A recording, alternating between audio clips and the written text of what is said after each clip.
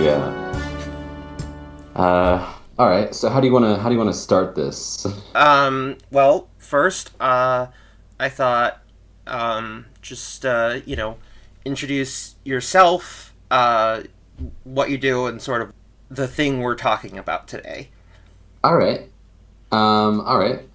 So I'm hi there, YouTube. I'm Thomas, also known as TST Talks, on YouTube. Um, and for the last like 4 years or so, I've been doing YouTube content. But over the past like 4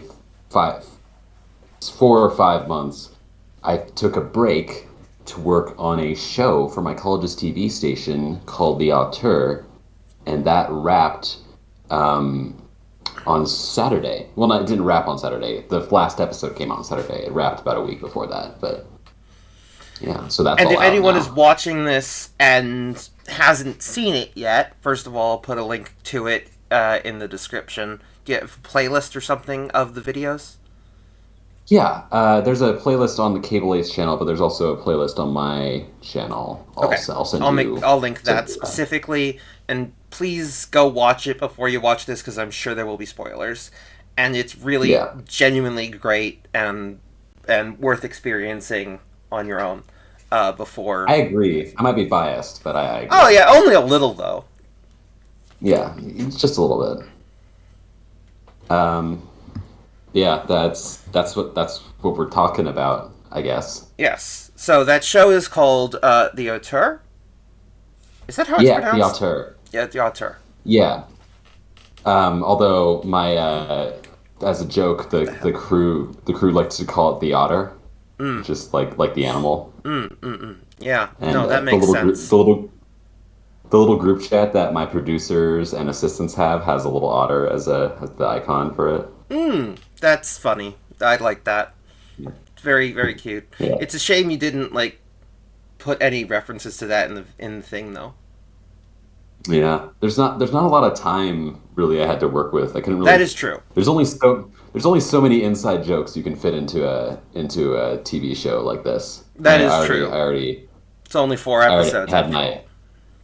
yeah, I already had my my moment in the final episode where I put in the inside joke that no one else would get. Yes, the Pimtron. Yeah, Yeah, yeah.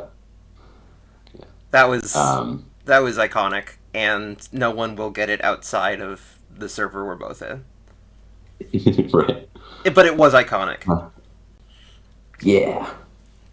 All right, so let's. I have a few questions that I developed. There Bam on were me. a bunch that obviously were suggested that were great, but we only have about Hmm. 90 minutes. We'll get to those, I figure, if we have time. Um, Yeah, yeah. so, um, excuse me, sorry.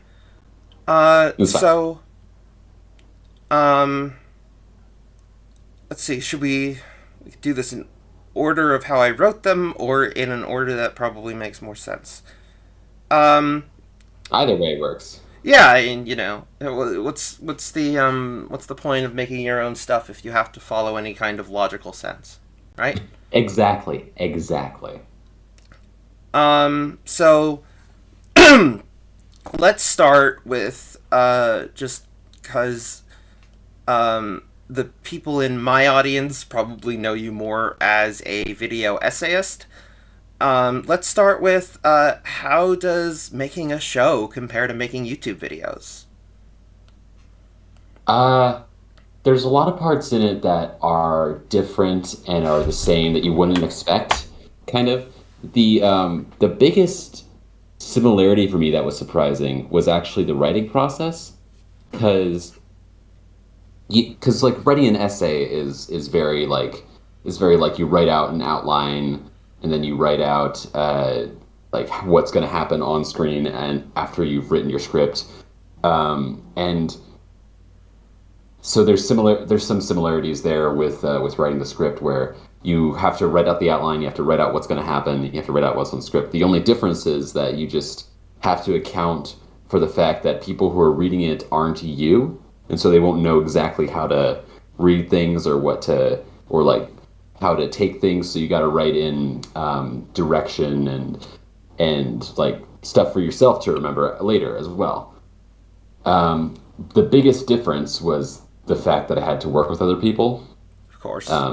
because and that was a whole thing because there's so many, even just a small production like this, there's so many people involved because there's the actors and then there's the assistants and then there's the um, equipment managers. You have to rent the equipment out, stuff like that. It's very much a bit of a headache to kind of keep track of everything because all those things have their own schedules. And the equipment that I was renting, there's only like 3 cameras for the entire department, so you have to plan out that in advance.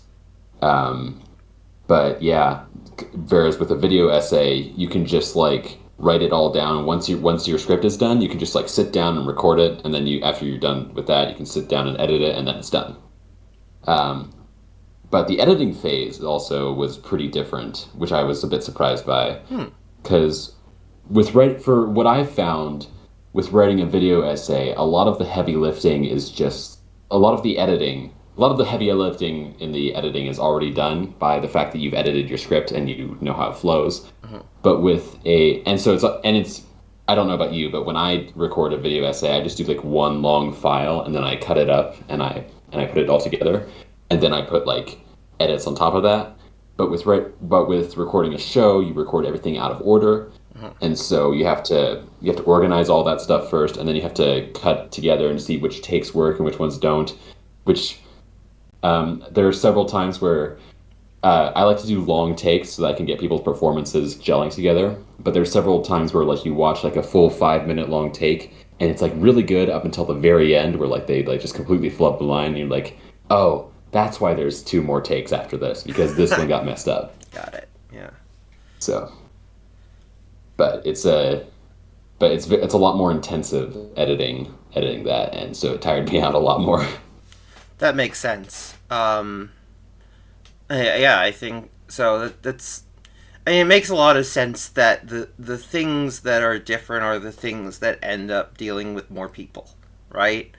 Mhm. Um, I Exactly. figured that that was the case, but it's interesting to hear the details. You know, what specifically is impacted by that different, uh, Right.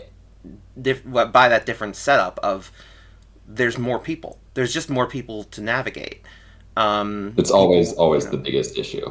yeah. Not to say You've that it is an issue, because I loved working with those people, but it's a lot more of a headache to schedule. right. It's a logistical issue, right? It's not an issue of I don't want to work with these people, but it's logistical. There's all these different moving parts. Yes. Um, Makes sense. Um, you, I believe, have highly praised your producer, right? That was Yes. mentioned in one of the questions that I did not include here, but I figure this is an organic place to talk about that a little bit. Yeah. Who was able to help you out a little bit more? Um, like what were other people able to contribute? I guess that lightened your load a little bit. Obviously, my producer, Dharma, she was excellent. She was just like my right hand man throughout the whole thing, and she was there from the very beginning and was able to help with so many things because I did write it all myself, and that's something I chose because I'm a very much like to be very hands on everything, and I don't know. I've been doing the video essays for so long, and that's like stuff that's all by myself. So it's actually a bit of an adjustment to rely on people. So I kept having to like stop myself from just doing everything because I was stressing myself out too much. Mm. Um, the main thing that she really helped with was that logistical issue.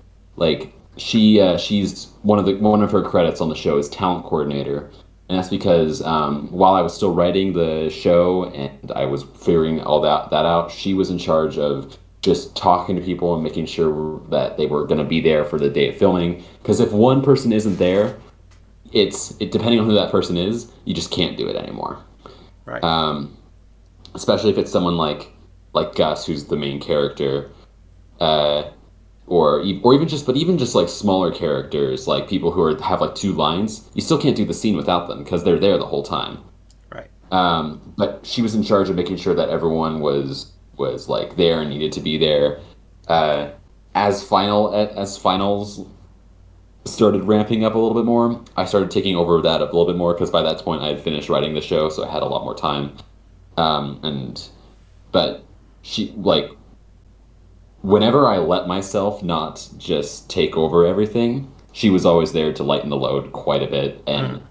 I honestly don't think I would have been able to do the show, like have the show be run as smoothly as it did, with our kind of nightmare of a shooting schedule because we had 3 weeks to shoot every episode.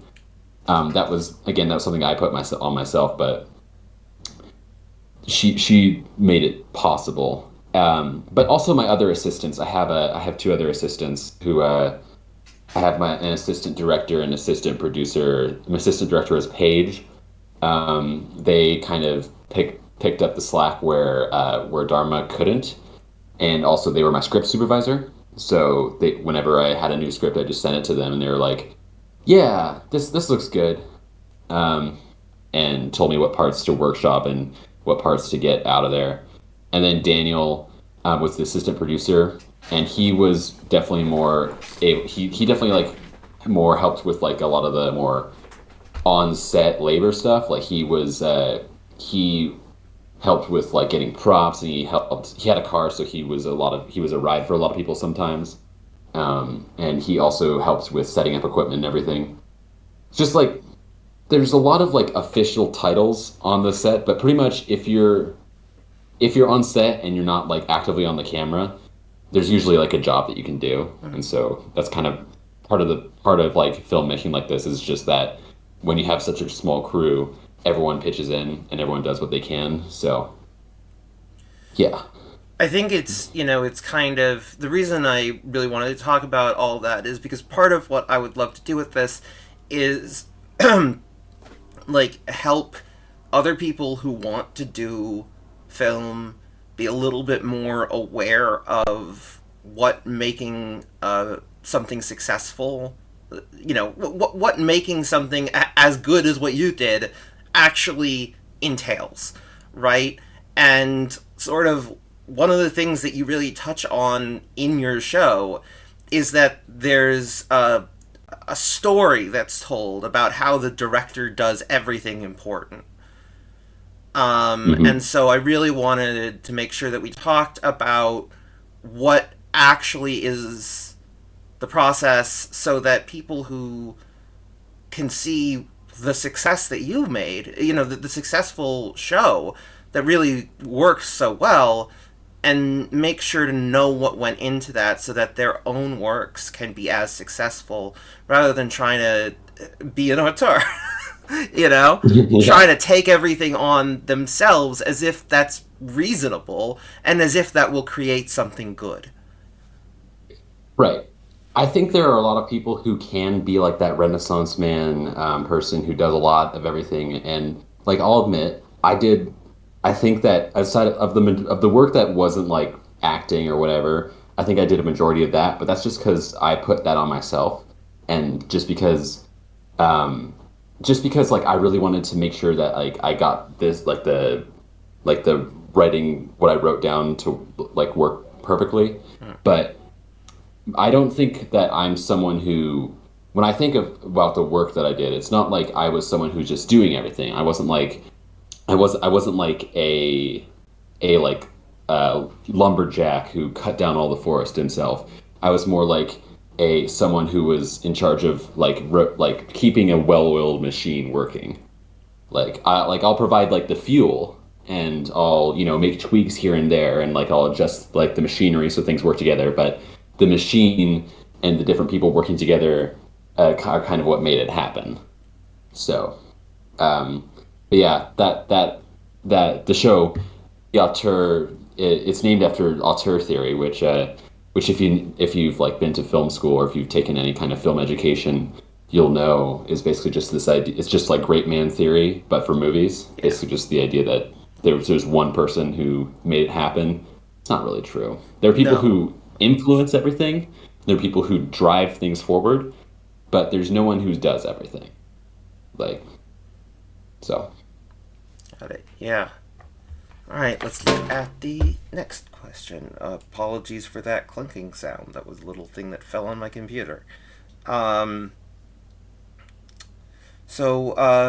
Following up on that a little bit, what were your favorite and least favorite parts of the filmmaking process? Um, well, least favorite I think is that logistics thing. It's just getting everyone in the same place and making sure that everything's there, which is part of why I offloaded it to Dharma so much because I absolutely hate planning stuff. She did a great job with it, so um, but yeah, that's definitely a low point for me just because like oh, there's a very loud plane. Sorry about that. Um, I can't hear it, so okay, well it's very loud on my end. It's like it feels like it's there's an airport nearby that doesn't have a lot of planes, but when they do have planes, they're very loud. So anyway, what was I talking about? I got least completely got favorite part of the distracted. film process was the At least, logistics. yeah, the least favorite part of the project is just logistics because it's just putting all the puzzle pieces together to make sure that everyone's there. But once everyone's there, then the real fun starts. Um, because I think that my favorite part of the filmmaking process was just seeing what other people brought to it, you know? Because like there's that element when you're making something all by yourself, like a video essay, which I would say probably do have auteurs in that sense because you're just doing it. It's like a one man operation. Yeah. But Although to be with a clear, for my video essays, I have an editor that I work with. But like for yours, yeah, right it's yeah, and yeah yeah. So that's from my perspective. I just do everything myself on that. So um, but I just wanted to that's a bit of a clarify tangent. that for some people it's a little different. Just Yeah, yeah, for the audience. yeah. Like the bigger the operations get, the more they become oriented. And that's I think part of the thing is just having like a big project like this is so group oriented. But the part that I liked the most when filmmaking was just seeing what like actors would do, like when because I gave them the script and then I usually didn't have to give them a lot of direction because they usually just got it. And sometimes I'd be like, okay, well, I was kind of intending for this to happen. Uh, And sometimes I did feel the need to be like, no, actually, can you do it like this? Can you do it like that? Just because I felt it gelled more. But other times they brought something completely different to it that I really liked. I talked about this a little bit with Pillar of Garbage on the podcast episode. It was just like a little bit. But something that really surprised me was that the character of Charlie, when I originally wrote her, she was a much more of a cynic. She was very much just constantly done with Josh's shit all the time, to the point where like in my original pitch, it was kind of unclear what if they actually liked each other or not. Mm, But if you've seen the show, it's very different very much because so. and that's because Riddy, the actress who plays Charlie, uh, she's just like this absolute beam of sunshine. And she like really brought that energy to the character and it made changed it so much that um, I just rewrote pretty much the character to be like that. And I thought that it actually worked better because it makes the ending of episode 3 hit so much harder. Because Absolutely. yeah. And it works very well with the whole thing of like she's holding everything together in terms Hmm. of it really, I mean, obviously she's holding everything together in terms of her own frustrations, but she's also holding the entire production together, which it works very well. And I love the detail that like for all her frustrations with Josh, who is the for the audience, that's the main character, sort of the auteur himself. um, Yeah. like The titular auteur. for all her frustrations with him, she recognizes that his passion for doing this is sort of the ideal starting point for making something outside the studio system. And Yeah. like I love that and I can see how that change in her character that came from your actress would have informed that of like Yeah. yeah it's much less cynical. It's very much we can do this, and the reason I have supported someone who kind of doesn't deserve my support is because I see this passion in him that can get us there. Yeah. The only episode that where her cynicism is a bit more obvious is the pilot, because that's the only episode I wrote before I casted anyone. Mm. So if you like, I'm sure that if you rewatch it, you can probably, and like with that in mind, you can probably like see elements of that. But I think that she performed it really well. You know, she performed it in a way that it gelled really well with what the kind of the shift I did later.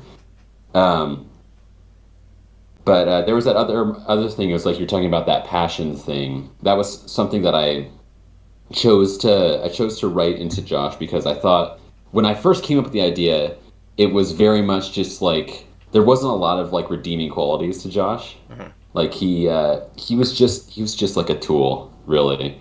And in my initial pitch, he wanted to make a movie so that he could like be a big famous director. And like he still does want that in the final show, but that was his core motivation in the original show because he wanted to, it was kind of like a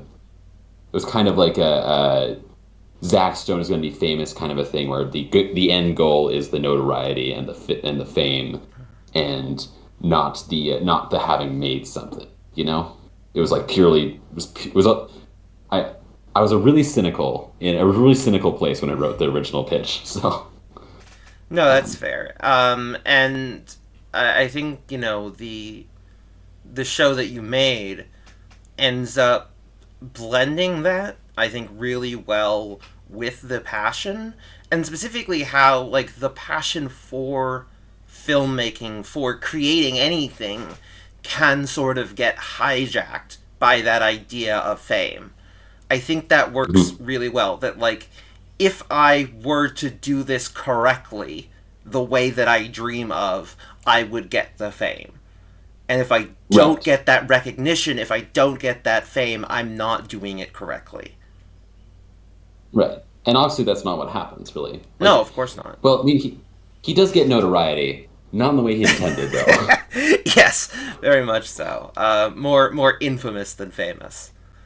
Yeah, Um, it's very Tommy Wiseau in that way. yeah, there was clear inspiration for that, especially in the finale. Of like, this is such a ridiculous disaster that everyone had so much fun. Hmm. Um, and that works really well. And it's a great way to sort of look at things through a silver lining, which I think is really important to this story in particular, of finding good, wonderful things even in the most difficult situations.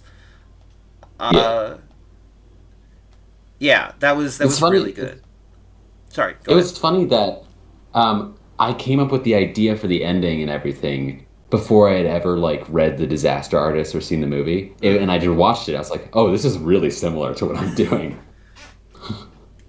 Yeah. So, you know, I'm not ripping it off. That was an accident. No, Just parallel but thinking. I Yeah. think that it. If you imagine a movie that is as disastrous and as wonderfully disastrous as The Room is, now mind you, I haven't seen The Room. I should. I did see The Disaster Artist, and I've obviously seen some famous clips from The Room. Um, Hmm. so like from what I've seen of it, certainly, like I think that anyone can sort of imagine the circumstances that create that. Yeah. Um, and like you nailed what I imagine create that kind of thing to a T. Like that kind of thing doesn't get made on a well-run set. No. Um, but something that I actually, while I was, it did influence how I was writing this a little bit because The Room did, because I hadn't seen The Room until this year, Mm. but all the way through I was in a similar position to you.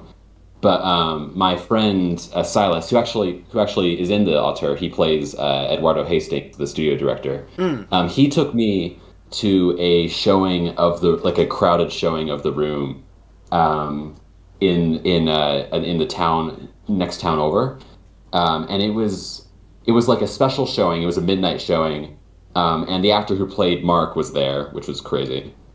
Uh, but he was really nice. That's where I actually got my copy of the Disaster Artist book. Mm. But That's really cool.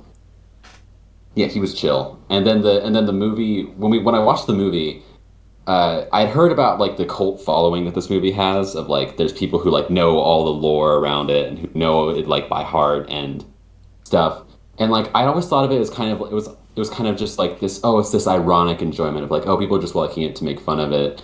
But then I watched it and I saw people, because the way that it worked is if you've ever been to a showing of like of Rocky Horror Picture Show, Hmm. where they have they have like call and response things where like and you have like props that you can like throw up in the air and stuff like that. It was like that.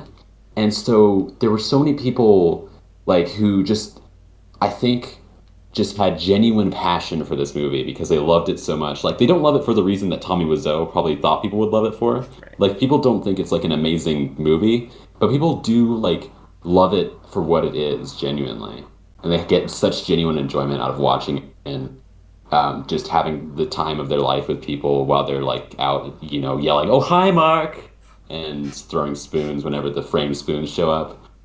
Um, there's a there's a character called Denny in the movie who they always say, "Oh hi, Denny," too,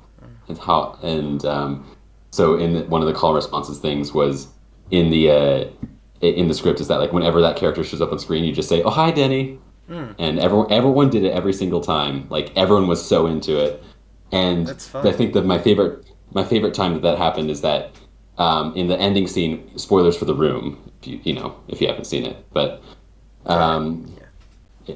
the in the ending, Johnny, the character played by Tommy Wiseau, dies, Mm. and like the final scene is like Mark, Lisa, and Denny all just like doing like big fake tears of sobbing over. Oh my God, Johnny, what could we've ever done for you? It was all our fault that you're dead, kind of a thing. Mm. And like Denny shows up and he's like covered in tears, and then the entire crowd shouts, "Oh hi, Denny!"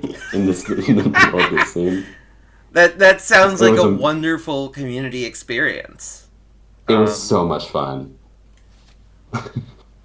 But anyway, that's not real doesn't really relate to this as much, but I kind of just it's such a fun thing to me of the idea that people just genuinely get a lot of enjoyment out of like things that have, maybe aren't great, but have like their own kind of atypical charm a little bit. for sure. I get this isn't actually a question I wrote down, but it was I think one that was suggested, and it's relevant enough to this that I think I'll ask it. What were your inspirations for this show? You know what? Uh, Yeah. the the biggest one I think was Zach Stone is going to be famous, Mm. which is the show that Bo Burnham made for MTV. It was a documentary. It was a mockumentary about a kid who like after high school ended, he instead of paying for college, he used the money he had saved up for college to pay for a documentary crew to document his life Mm. and like make a TV show for TV about how famous he's going to be. And then every episode is him trying to get famous in a new and different way. Mm. So you can see where the inspiration from there Yeah, comes. that makes sense. Yeah. But I also was actually inspired by Community a little bit. Um, there's an episode of Community documentary filmmaking Redux, which is a riff on Hearts of Darkness documentary that they made about the horrific production of Apocalypse Now. Mm. And but the Community episode is just so funny. It's about the dean trying to make a commercial, and like he's getting way too into it, and like they're going like thousands of dollars over their budget, and he's like talking about how this is his great masterpiece. And I thought that was so funny. I was just like, what if this is a whole show? And so then I combined that with the Zach Stone idea of like hiring a documentary crew because you're so convinced you're going to be like the big deal, and it's just perfectly blended into this idea. Yeah, that was those were the big inspirations. Obviously, there's more general inspiration from like mockumentary sitcoms like The Office or Parks and Rec or what have you. Of course, yeah. The like the final like moment of the entire show being, as for the documentary crew, we got paid, was perfect. It was perfect Yeah, because they clearly did not have fun. yeah. uh, They don't as care. you They're know, just, they're just doing no, their job. that was great. It was a great beat to end on. Um, Yeah. let's see. What other questions do I have? Um, oh, uh, let's go with if you were to do this again, what would you do differently? How did you? Oof. Um, I don't know, actually. I think I would want to have, probably I would want to like have more time to work on it, honestly. That's probably the big thing. Just because like everything was like pretty rushed in the time, or not even have more time, but just not have to deal with like school or whatever, because everyone had to deal with school. Um, I'd also probably try to get a bit more of a budget so I could pay people, because no one, It's fair. no one, including myself, got paid. We did have a budget, but our that budget was $100. Um, Oof, that's very yeah. small. So, and most of that ended up going to the pizza that you see in the final episode, because because we were shooting for like 5 hours, and I wanted the crew to like not starve, so I just got a bunch of pizza with what we had left of the budget. It was that and the flask that Rick has in the early episodes. He's like that he's drinking from. That's because I didn't want to like use a because I wanted him to actually drink from it, so I didn't want him to use like an old flask that was sitting in our scene storage that had probably been there for like 30 years. Makes sense. So Well, that's some very efficient use of the budget, considering how much you yeah, were able to get done. Um, yeah. That's the thing you gotta be very aware of is your limit making something like this. Because that's why most of the scenes are like 95% of the show is filmed in one building, mm, is filmed in our the college's studio building. Even the first episode is it's filmed in the lobby because it was free for us to be there and it was on campus, so everyone could walk there pretty easily, and it made scheduling a lot easier. Um, and the equipment I say rent, we didn't have to pay for it, but we didn't have to pay for it unless we broke it, which we did not do. But um, using your resources like that is a key factor. yeah, for sure. Uh, what from your experience making this show will you be taking into future works such as your YouTube channel? I think this question is probably thinking more like technical ideas and stuff, which I don't think I'll be incorporating as much, but there's a lot of like philosophy kind of changes that I have. Yeah, I meant Like, anything. I really meant anything with this yeah, yeah, question. yeah. Uh, that's the main thing though, is something that this really gave me was perspective into what it's like to make like a TV show. Um, and like once you like make something like this, you start to see like a lot of online like criticism and stuff, and it just doesn't mean anything to you anymore. Like the main like mostly it's mostly like nitpicking stuff. Like whenever I see someone talking about like a like story like a tiny story detail or a tiny like thing that got moved out of the shot or like continuity or whatever, and like they start talking about that as if that's the biggest issue, and like 95% of the time people just don't care about that when they're making it, because because like when you're making it you care about like the performances and how it works together and making sure that this scene makes sense. Right. And so honestly, it's a miracle that any shows or movies are made at all. Like even a small production like this was so much of an undertaking. I can't imagine like making a multi-million-dollar movie over the course of 9 months with like 400 people working on it and it not being an utter disaster.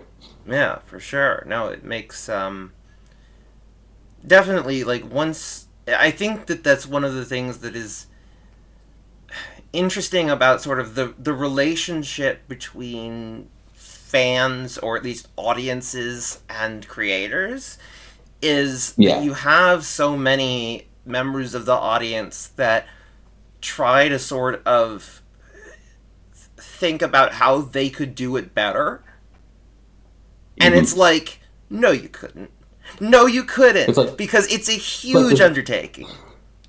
yeah, and hindsight is always 2020, Yeah, right? of There are course. things in the out. I love how the Auteur turned out. There are things I definitely could have improved on. Like there are lines of dialogue that like I rewatch and I'm like, I don't know about that one.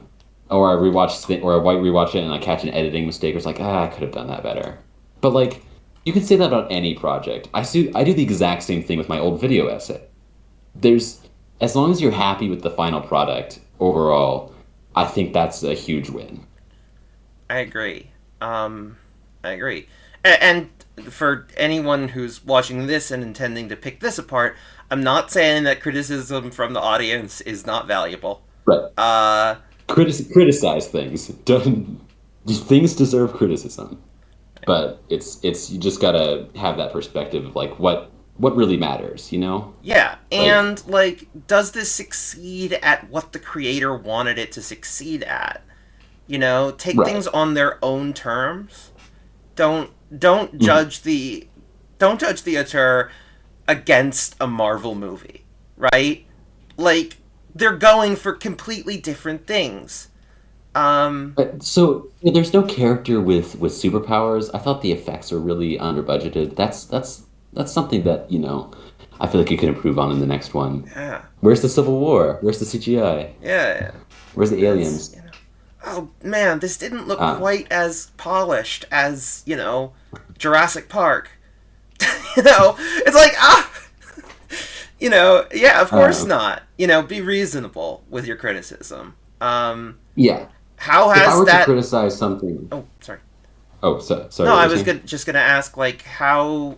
That's a question I didn't write down, but I think that this is a worthwhile question. How has the reaction been? What has it felt like People as well? people have been really positive about it. I was a bit shocked, because it's my own thing and my own worst critic. Of I like course. as it was coming out, I was like, okay, this is all right. And if anyone edits who's watching this, you know the feeling of like after you something for like 8 hours, just stare at it and you just hate it with every fiber of your being, and you're like, this is the worst thing I've ever made. No, everyone's gonna hate this. But but people liked it. People still like it. I've gotten texts from like family members I haven't talked to in a couple years, watched it, and they're like, "This is really good. You did a great job." And like people at Cable 8 have like come up and told me, especially including like some of like the upper executive people have Oh. come up and told me like this show is really good. Like a couple people have said it's like the best thing they've seen on Cable 8, which Mm. really shocked me because I've seen some good stuff on Cable 8. Friend of mine, Evan Magid, just released a short horror movie, which is like blew me away. That's the person who He played he Mike, right? You said that. yeah, Yeah. he played Just for Mike. anyone who's seen the auteur. Yeah. But the praise has just been absolutely like lovely. Obviously it hasn't gotten like meteoric success. It hasn't like, gotten the Oscars or I guess the Emmys or anything, but Right. seeing people who I respect the opinions of and who I care about say that they really like it has been enough for me because it's just so good seeing people like who genuinely just love what they're seeing. For sure. That's always such a good feeling to just, even if you get just like a couple comments that are just like, wow, this was really impressive. It just feels Yeah. good, And Yeah. clearly you've gotten more than just a couple comments. Um, Yeah. and they're all, Uh, I want to say, they're all well deserved. The Thank you. praise it Thank has been you. getting is well deserved. Um, Yeah. There's always a part of me that hopes that more people will see it. Not because like not because I want to be famous or whatever, but just because I want more people to see what I made and enjoy it. Because I genuinely think it's great. So I kind of feel about similarly about how I feel about like other underrated shows, but there is also that personal stake of like, and I also made it. That's fun. Yeah, yeah, I totally get that. Of like, listen. On one hand, I'm trying to be humble, Mhm. and I understand that like I am not owed success. At the same time, I put a lot of heart and soul into this, and I really want Yeah. people to see what I was able to do with it. Yeah, I took the longest break from YouTube I've taken since I started doing YouTube to work on this. But yeah, I'm happy with people. I'm happy that people who've seen it have liked it. And I don't think I've received a lot of criticism either. Like I've gotten some like constructive criticism in like the first couple episodes. Like I really like this. You could have done this better though. I'm like, yeah, of course, that's fair. But I haven't gotten anyone who just doesn't like it, which is really nice. Um, I'm sure there are people out there who will watch it and won't like it because people have different tastes. But Right. I'm happy generally have had that it's generally had a positive reception. Yeah, for sure. And I've said this many times, and I will always continue to say it, which is that objective quality is a myth. Um, True. and people will like what they like and not like what they don't like, and you can't control that. Hmm. Um, and if you're in the audience, you should not be judging people for what they like or what they don't like. Nobody can control that, you know. Okay. Um, Creators do the best they can. No creator is intentionally trying to make something bad. Like that's not a thing. Right. Or if they are, it's like a very specific circumstance, Yeah, yeah, and it's like very, very much the minority. yeah. And Um, so yeah, I think that that's if people don't like the auteur, it's not because you did anything wrong. It's because maybe the humor doesn't click with Thank them, you. or maybe um, whatever. Because objective Yeah. quality is a myth. Um, Hypothetically, though, because everyone does like it and everyone will like it. That's what I've yes, decided. and there will be no negativity around it ever, no matter what. Ever, ever. We're manifesting. Yeah. Um. Uh. Let's see. This is another question that I was suggested. That I didn't actually write down, but I think we have enough time to do a little bit more. Yeah. Which is there was some. Obviously this was not intended to have any kind of sequel or anything like that. But like, if you were to do another season or try to even just do another show, like how would you bring this experience into that, and what might you want to play with? Would you want to bring these actors back? Would you want to do something else? Yeah. Hypothetically. Well, I'd love to bring back the actors because I loved working with them. Um, Gus is probably one of the best actors I've ever worked with. He absolutely killed it in this role, and I am so, so, so grateful to have him. Riddy as well. She's also I love to bring back Riddy for another project because she has a lot of range. I didn't realize because she's got a wide range of stuff in the auteur, but she plays a very very different character in Evan's film. She's the star of that, and it's like she sells both of them equally. So I'd love to do like stuff with her that taps into that different side. Um, the other actors are great too, of course. Uh, I'd also probably want to just I want to do something a little bit higher stakes, I guess. Maybe like a higher scope, higher budget. But if I couldn't do that, I would probably do something in a similar vein to this. But I probably wouldn't do the documentary thing again just because I realized about the documentary that format that I didn't love was that I wasn't really able to use a lot of music. Mm-hmm. Because like a part of that's the stylistic choice, the other part is that outside of like the last episode, there's no real musical cues for people to work with, and I really like how music interplays with stuff on screen, and I'm a big like film score nerd. Like I love just listening to like scores of movies I've just watched and just like trying to pick up like different leitmotifs and themes and stuff. Mm. So I probably want to do something more musical in the future. But I think the main thing I'd want to take from this is just like having the million little lessons I learned about operate running an operation like this. I've kind of already talked about and just apply those here. So Cool. Um, Very cool. I had a thought about something that I want to talk to you about later. It's not really for this interview, but all that did just give me an interesting thought to talk to you about. Um, yeah. let's see. Uh, what tips, tricks, advice, or warnings would you recommend to other first-time filmmakers to make their success more achievable? Um, okay, so this isn't my advice. This is advice I heard somewhere else, but I think it's a very good piece of advice. When you're making your first project, don't try to make your dream project. Okay, don't do it. Don't if you've got like some like pipe dream idea that you've been thinking about for years and years, and you want to make that as your first thing, don't because you the thing I've learned whenever you make something is that if it's your first thing and then you come back and you hone your craft, you're going to come back and you're going to hate it. So like you got to start with a you got to when you're making something for the first time, try to do something that's like lower, a small, very smaller, lower stakes, lower budget, lower whatever. And just think about what you have and then build something around the limitations you have rather than trying to make your limitations fit the big idea you have.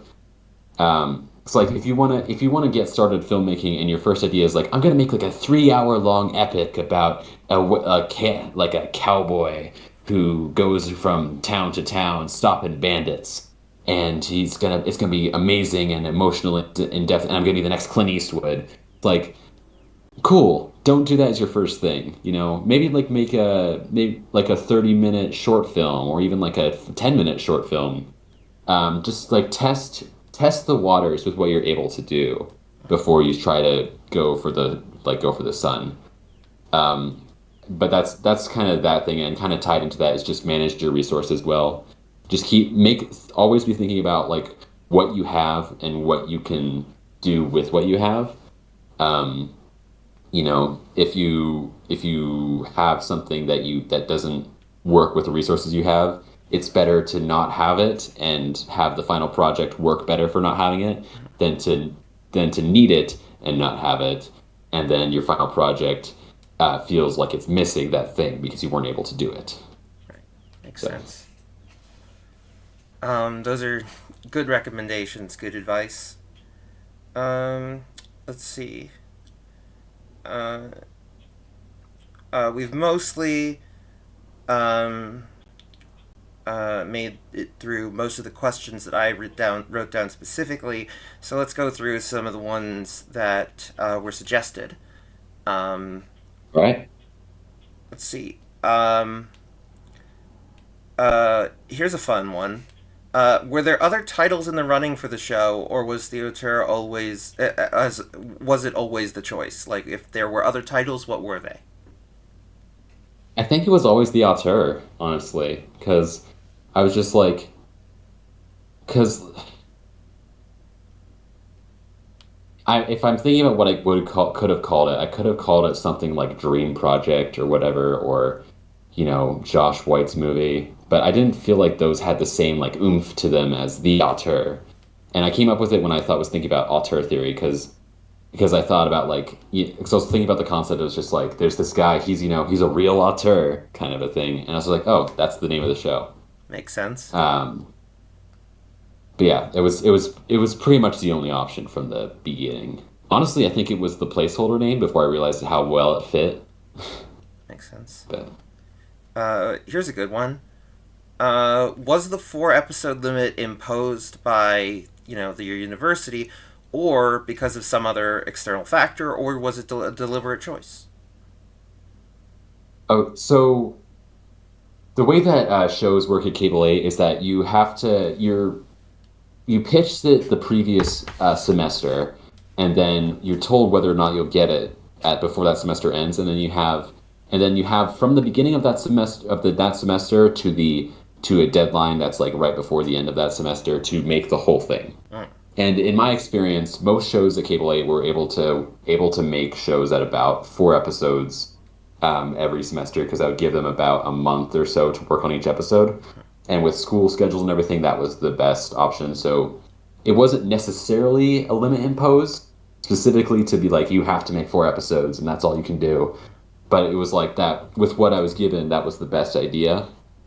Um, if I if I if I were to do this with like no limitations, I would do a much longer season. I think I would probably save the last 2 episodes. I'd probably keep the last 2 episodes about the same, and I'd keep that as like a finale.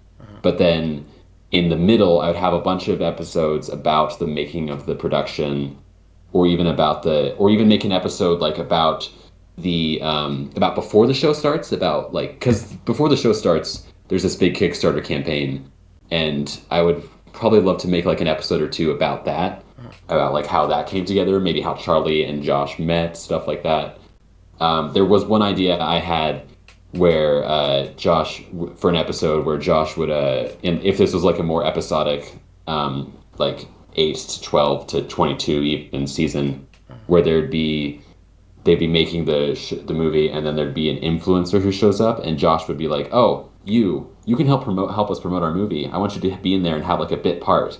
And like and so Josh has to grapple with the idea, and like this influencer in my mind was someone who is like one of those influencers who started when they were like 15 and they instantly got like 4 million subscribers and it goes the size of the moon. And so it would be fun to see. I thought it'd be fun to have like Josh grapple with someone who possibly has a bigger ego than him. Oh, that would be fun. Um, there was another idea. I thought that like there would be like a scene where Sophia's character confronts Josh about how fucking misogynistic his script is, and like there'd be a whole back and forth there about like, okay, well you got to change this. It's like, but this is like that. It's like, but no, Josh, you got to realize it's not 1930. Can't say shit like that. He's like, but I think it fits so well. It doesn't. Um, and I also had an idea for like a more of a bottle episode where Josh wasn't there and the crew just interacted all by themselves. And one idea I had for that was that they were trying to see what they could do to get Rick, the method acting character, to break character, and they just wouldn't be able to do it because he'd be so into it. But yeah, I had a whole bunch of ideas for for like if I had a much longer season, how this show could go. Ultimately, I think what I do have kind of gets the essence of that idea and it conveys this thing. It's not like absolutely ideal of what I would in like a perfect world make this show like, but I'm still happy with how it turned out. Like, if you had either a chance to make more, or if maybe your studio was like, hey, this was really popular, we would like you to make more, would you do it? Um, Probably. It depends on how that works because the main reason I made this is because I'm graduating this semester, so I wanted to make a show before I left. So I don't know how well I would do with season two if I wasn't here. Makes sense. But if I were given like a more traditional studio structure where I was like, okay, this is your job to make this. You can do this we're gonna pay you to make this, and we're gonna pay all the actors to be there as well, and just keep making more so that we can be more popular. I could keep it going for like a season, and then maybe I'd do a second season where like they try to make another thing, and like Josh is a better person now, but he still falls into a lot of the same pitfalls, and there's a new group of people or what have you. And you could also probably play with like the idea of like, okay, now he's known as the guy who made this horrible thing, and like you have to Right. deal with the legacy of that. Yeah. Does he go to midnight screenings where they shout "feeble mind" at the screen and they throw flasks? You Yeah. know. There's definitely interesting potential that I would love to see, but obviously whether that happens or not is potentially Yeah. another timeline. Uh, Yeah. And who knows? Maybe if I get my own like network show, I can just remake this show and I could just like get a whole team of writers and stuff to come up with ideas that and would be cool. you know yeah. That would be genuinely cool. I mean, stranger things have happened. Yeah. Um, let's see what else is here. Um,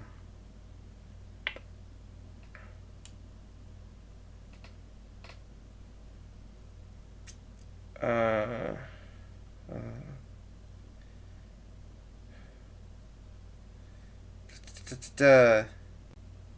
what are some of the things that came up during filming that weren't planned but delighted you? Um, so I think most of it was just like how people read lines and stuff. Mhm. Um, Any favorite moments from that or anything? I'm trying to think. Oh God, it's like such a blur since it's so recent. Mm. But oh, I got to talk about Orange Jim. There was a this wasn't something that made it into the final video, but I'll probably include it in the blooper reel. But that little orange in the the beginning of the episode three, where where Josh hands there's a for those of you who haven't seen, there's a scene where Charlie is asking Josh what the hell is going on, and Josh just hands her and it's like that's the scene. It's time to go. Um, and she just holds the orange like what? So that's like a 2 second scene. But people loved that orange so much. Like Riddy, like in between takes, Riddy like drew a little smiley face on it, and like laid on the ground. People took pictures with it as and we call it Orange Jim. And there's a bit one of the lines where like Gus is holding the orange and he's like walking off screen to go back to his entrance. And then the camera was still rolling, so I asked Josh what he thought of Orange Jim, and he just like was like, "I love Orange Jim." And he's like, "Say it louder," and he's like, "I love Orange Jim." That's That was fun. a lot of fun. There was another moment where people were in between takes. They were just like standing around. They started like singing a little bit, and someone started singing the duck song, and everyone started singing the duck song, and they're like, "The duck walked up to the lemonade stand, and hey," and everyone went "hey" together. Um, so not specifically like ad lib stuff on screen, but there's a lot of fun interactions like that on set. Uh, I'm sure those did inform the show in terms of just how people interacted, even if they weren't necessarily part of the show. Yeah, I tried to make like a very healthy like place on set. I wanted to be able to be flexible and stuff. I wanted to do everything Josh wasn't doing pretty much. Yeah, that's Um, probably a good goal for any filmmaker. yeah.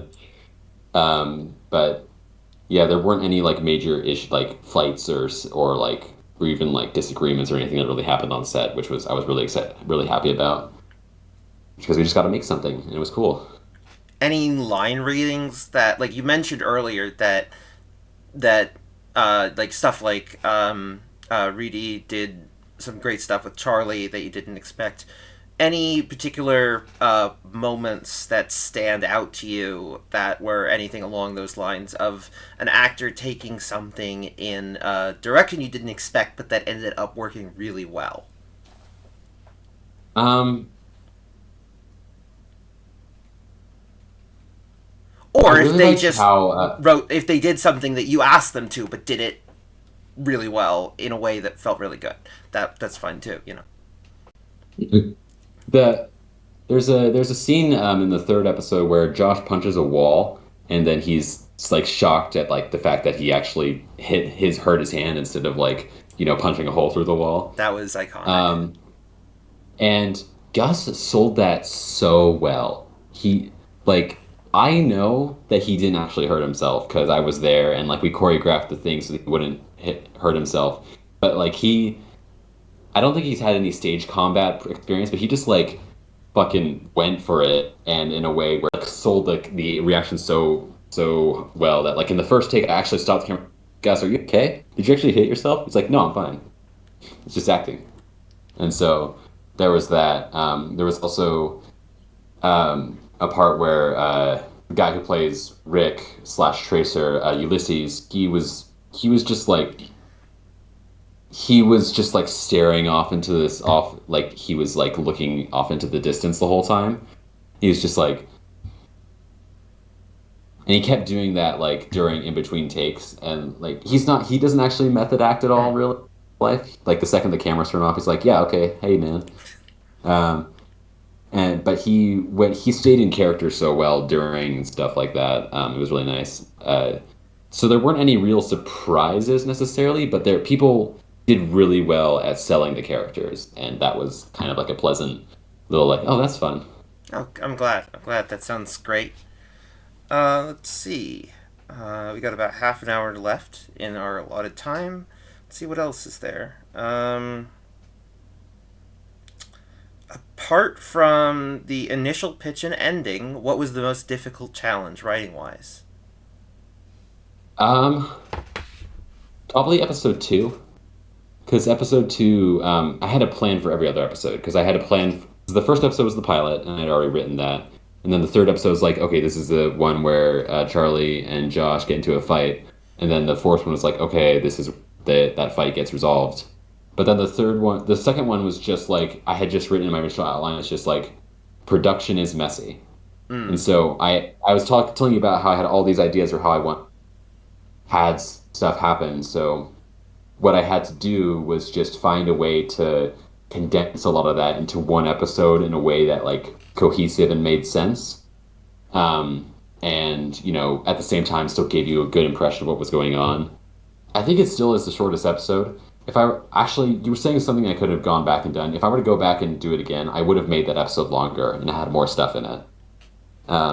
Because there's one conflict and it's like fairly short, but I could have I could have added some more stuff in there, but I'm really happy with how that episode turned out. So uh, I guess all my worrying was really for nothing in the end because I just kind of took the simple approach of like, okay, well, what's some realistic issues? How can we just slowly escalate them into like absurdity? It And definitely worked that, very well. Just to reassure you. thanks.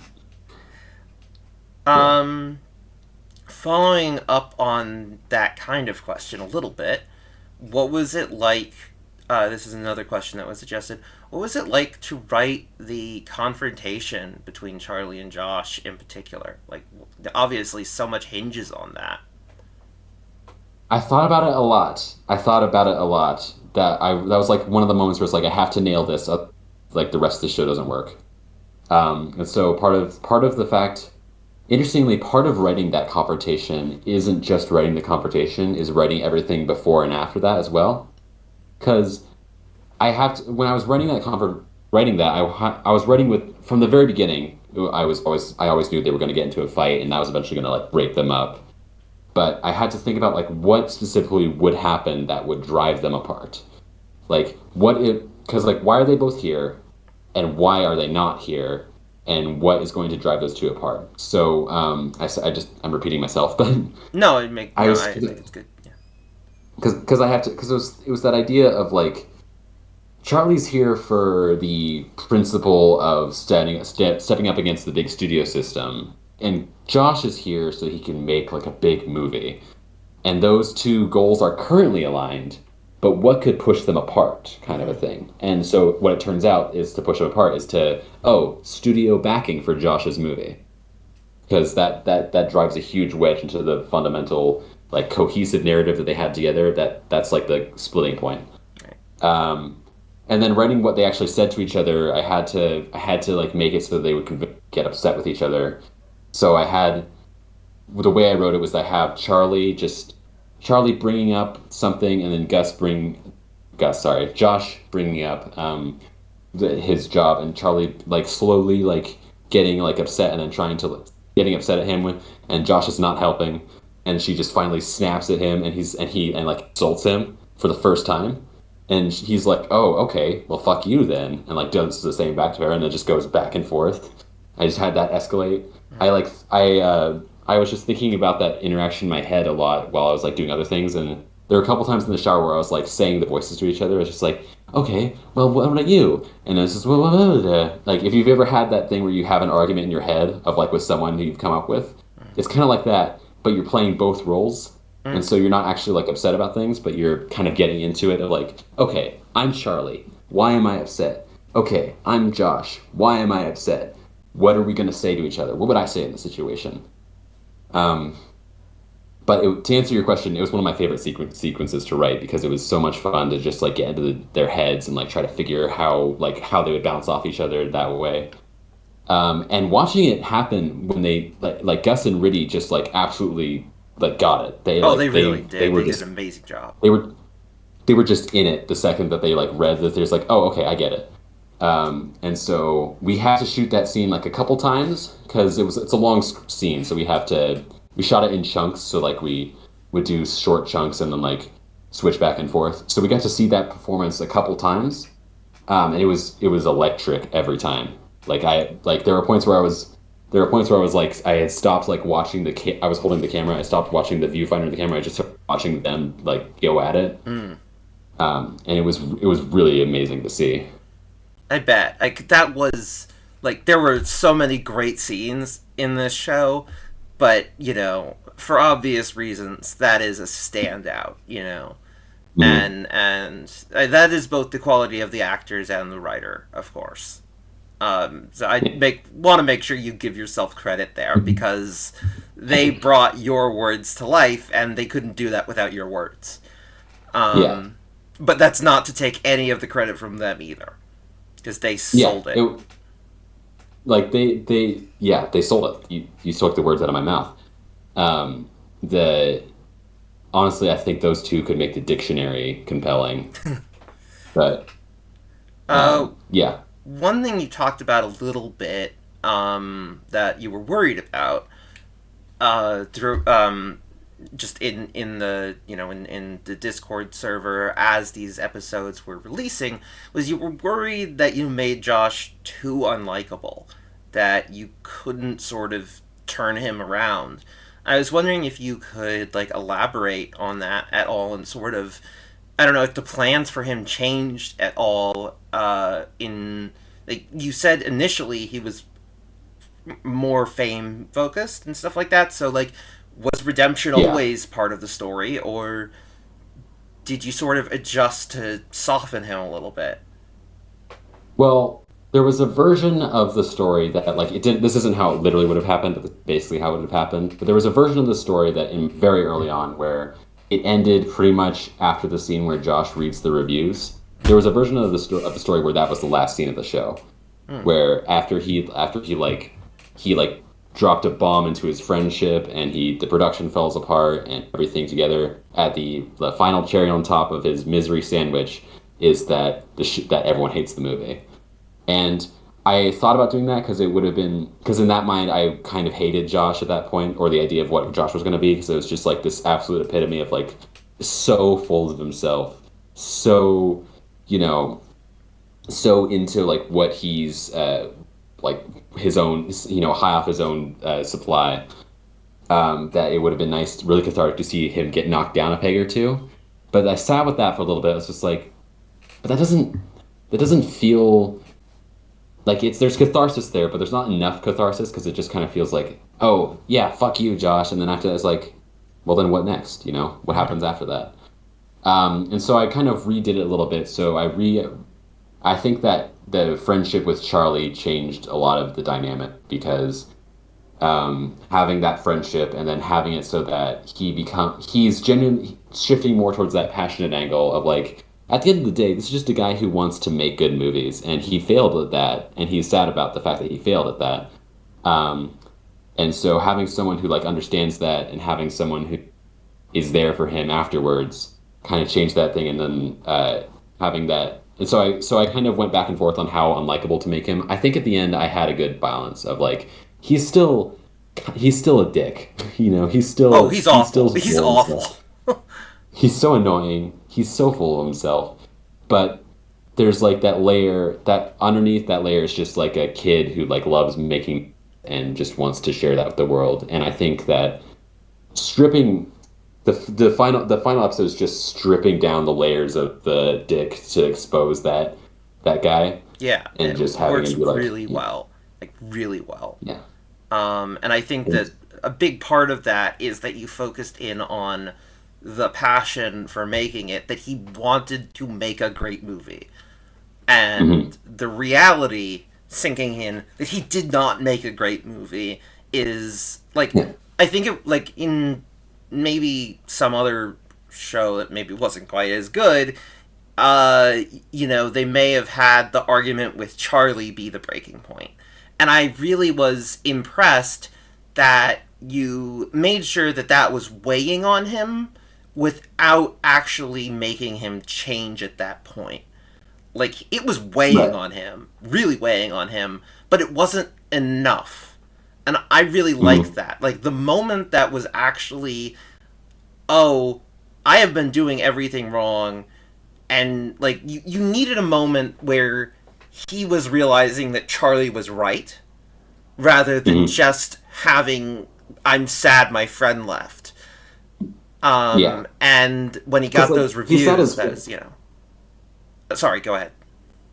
I was just gonna say like because when he's had his friends left, but he still thinks he's right. Yeah, Like he's still like he's sad, but he's that sad is kind of turned into anger of like, well, fuck you, I didn't need you anyways.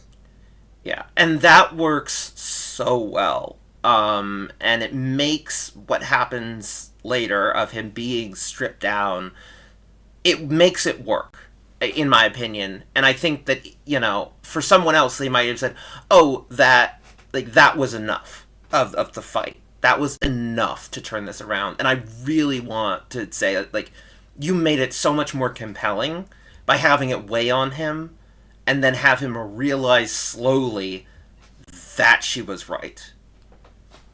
Well, great, that's what I was going for. I just wanted to make sure you knew that you succeeded. Um, Excellent. uh, see, we have about 15 more minutes. What else is here? Um,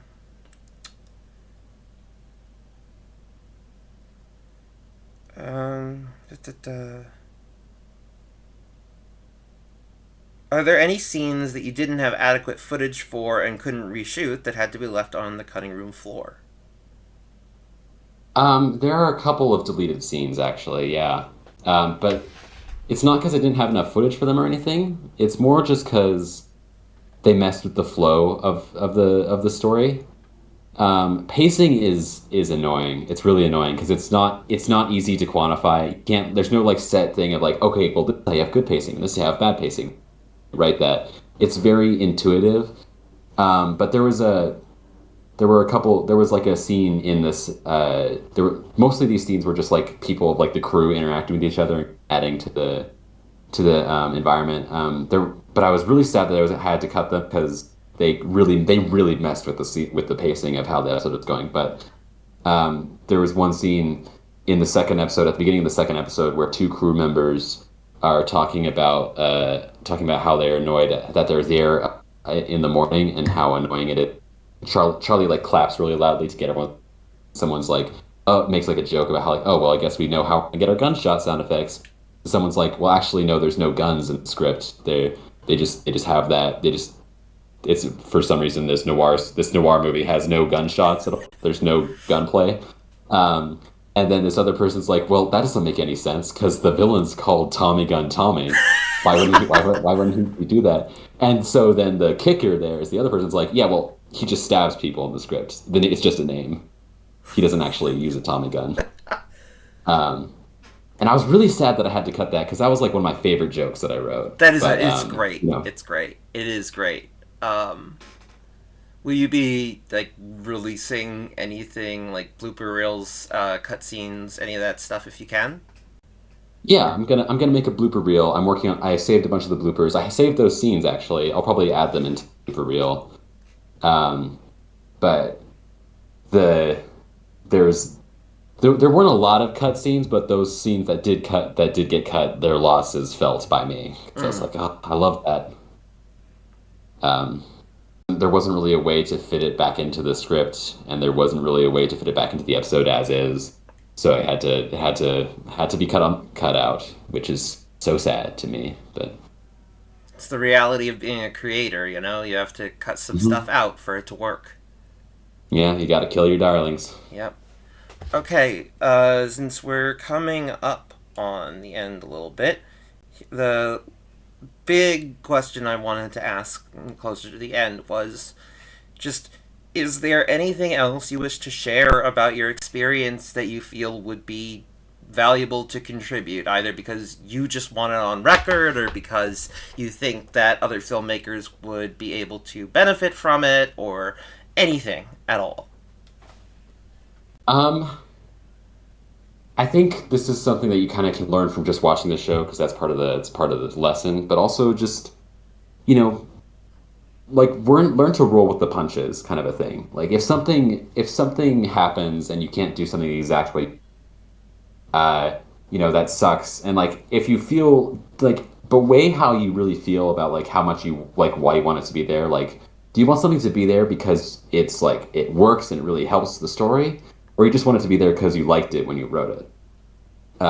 And so it's kind of that kill your darlings thing of just let things happen as they go. And there's a lot of lines in the auteur that aren't said exactly the way I wrote them. Like they're because actors ad libbed a little bit, like they partially forgot the lines, so they added little bits. And sometimes that's like annoying. Sometimes it's like, oh well, I wanted to say this because there's different inflections and there's different like meanings to that joke. But other times there's other times that improves it because, and no matter how good a writer you are, you're always going to have blind spots. You're always going to have things where you don't work, and you're gonna have parts that just don't flesh together well. So I guess the main takeaway I would have is one, learn to roll with the punches and like let things happen and like try to assess them as they come, as just flatly rejecting all different things that happen. And two, just like take in the input of your crew members, of your actor, not just in like direct things they tell you, but also in the way that they interact with what you've got, what your script is going, how your script is going, and just let it kind of, you're not building something necessarily. You're like helping something nurture as like a creator, I guess, or writer, director, whatever. You're helping something along and you're nudging it, but you're not necessarily going to be able to control where it ends up, and that is okay. That's, I think, a great note to end on. We had a few more minutes allotted, but I think that that's just a great place to wrap up, and I've gone through most of the questions. So All right. I really want to thank you for being willing to sit down and do this with me. I was really valuable. I think I learned stuff for my own creative endeavors, and it was really cool to Absolutely. hear more about the making of what is a truly great show.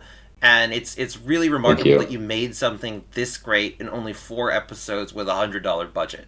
Like that's takes real skill, um, and possibly real desperation, but real skill. It's a little bit of both. Thank you so much. I can't call you Thomas. I'm too used to TSD. Um, That's fine. That's fine. Thank you so much, TSD. There will, like I said, be linked to the auteur in the description. But if you watched all this without watching that first, shame on you. Because it Yeah, what are you deserves to be doing watched here? without the spoilers. Um, and I'll also, of course, like put a link to TSD's channel and stuff in there Yes. too. I also make other stuff. I'm also proud of that. Yeah, I'm really proud of this show, but I'm also proud of the other stuff I do in there. So, and there's gonna be more of it, eventually. and it is well worth watching his other stuff as well. And we're gonna do some collaboration sometime soon, I believe. So Here's hoping. here's It's like hoping. we're There's some stuff we've been talking about, at least. Um, for like years at this point. but yes, thank you so much, everyone who checked this out. And TST, thank you truly so much for sitting down and doing this with me. I was really excited to do this with you. Absolutely, absolutely. I was excited too. I love doing interviews. All right. Farewell, and I will talk to you soon. All right, talk to you soon, man. Doodles. Bye. Other than that, leave a like if you liked the video, dislike it if you didn't, give your thoughts in the comments, give me feedback, or hell, just comment some gibberish for the algorithm, and I'll see you all soon.